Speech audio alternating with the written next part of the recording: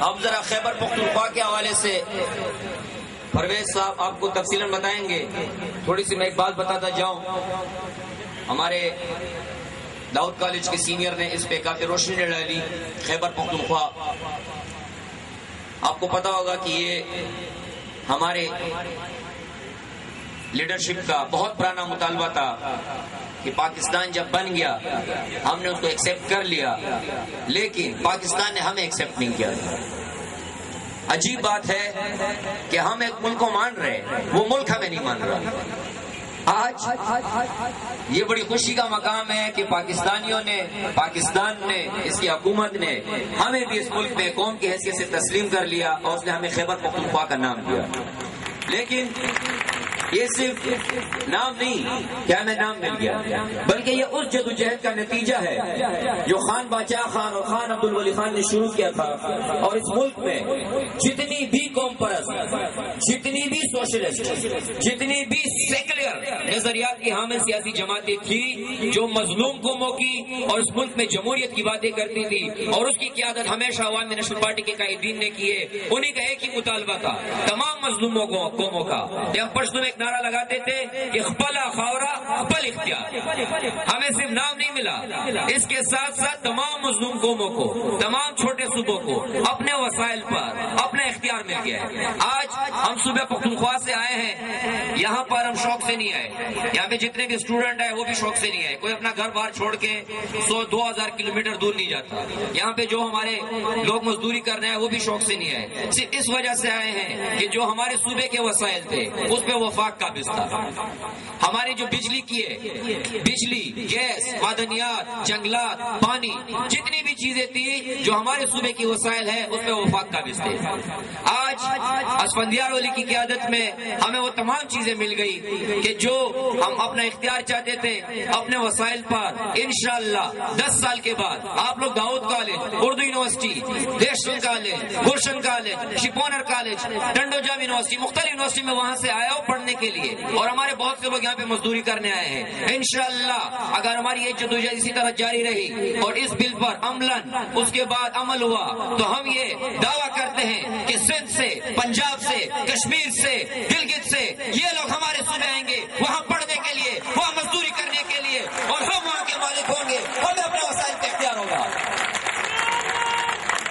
یہاں پر ہمارے خیبر پختونخوا کے نام سے ایبٹ آباد میں چند ایسے لوگ جو الیکشن میں ہار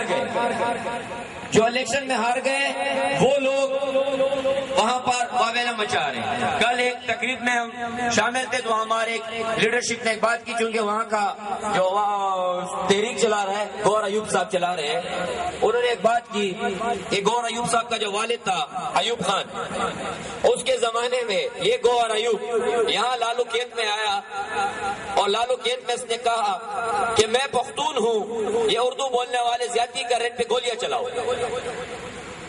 1963-64 کی زمانے کی 60 کی دہائی کی بات ہے کہ گور ایوب کراچی میں پختون بنا اور یہاں پر اس نے پختونوں اور اردو بولنے والوں کی طرح نفرت کی بیج بولی.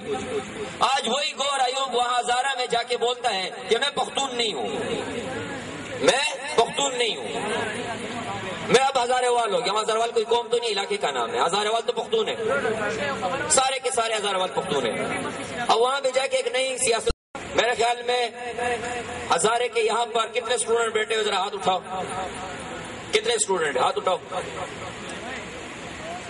اندازہ کرو پختونخوا کے اندر 6 ڈسٹرکٹ ہے اور ہزارے کے اتنے اسٹوڈنٹ ہمارے ساتھ موجود ہیں. اول تو گور ایوب کو شرم آنی چاہیے. ایک ایبٹ آباد میں 50 بندوں کو نکال دیتا ہے اور کہتا ہے میں ہزارہ صوبہ کی طریق چلا. ہزارہ صوبہ والے تو پختون ہے. سب سے بڑی بات، عامر شہزاد ہمارے پختون صرف سندھ کے صدر رہے ہیں، مرکزی جنرل سیکرٹری رہے ہیں، آپ کے الیکشن کمیٹی سندھ کے انچارج ہے، ہزارہ سے تعلق ہے اور پختون سندھ کی قیادت کر رہے ہیں. گور ایوب کو تو شرم آنی چاہیے، گور ایوب کو تو شرم آنی چاہیے.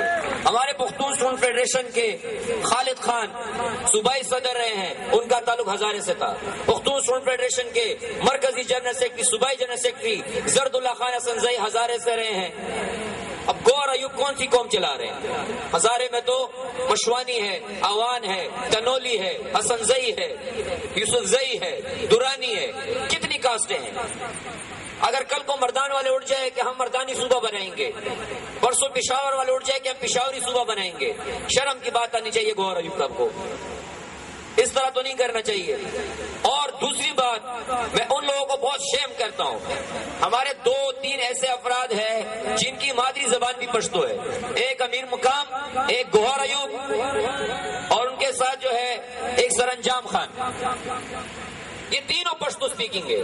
ان لوگوں کے پیٹ میں بڑا کیڑا اڑ رہا ہے، پتہ نہیں کس کے کہنے پہ کہہ رہے ہیں کہ ہمیں صوبہ پختونخوا نہیں چاہیے، اور پھر ہم سلام پیش کرتے ہیں ہند کو بولنے والوں کو، ہند کو بولنے والوں کو جو کہتے ہیں، جو پختونخوا نہیں پختونستان کی بات کر رہے تھے، پھر ملک کی خاطر پختونخوا پہ آئے، وہ کون ہے؟ آپ سوچو ذرا، یہ ہمارے جو ہے بلور صاحب، حاجی عدیل صاحب، حاجی عقیل صاحب، بشیر سینیٹر الیاس بلور صاحب، غلام ابن بلور صاحب، جو کھلا کہتے تھے کہ میں پختونخوا چاہیے، میں ان کو سلام پیش کرتا ہوں، ان کی مادری زبان ہند کو ہے، اور ان پہ شرم چڑھتے ہیں جن کی مادری زبان پشتو ہو کے وہ یہ کہتے ہیں کہ میں پختونخوا نہیں چاہیے، شرم آنی چاہیے۔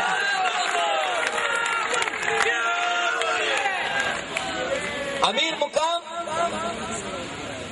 بکا ہوا، پہلے جماعت اسلامی کا تھا، جماعت اسلامی کے سیٹ پہ جیتا، پھر مشرف کی باتوں میں آ کے لوٹا ہو گیا، اس کی کیا غیرت ہوگی؟ گور ایوب پہلے نواز شریف کے ساتھ تھا، پھر مشرف کے بعد جا کے لوٹا ہو گیا، ابھی الیکشن ہار گئے، ابھی وہ یہ ڈول بجا رہے ہیں۔ ہم اپنے ہزارہ ڈویژن کے ان طالب علموں سے یہ اپیل کرتے ہیں کہ وہ گھر گھر جائے اور ان کا چہرہ دکھائے کہ جب کراچی میں پختون تھے تو ہزارے میں کیوں پختون ہونے پہ شرم محسوس کرتے ہو؟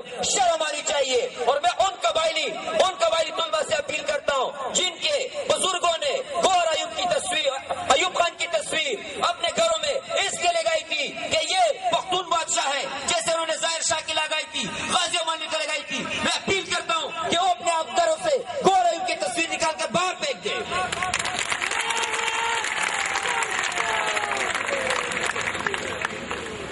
ساتھیوں، یہ تو تھوڑی سی خیبر پختونخوا کے بارے میں بات تھی،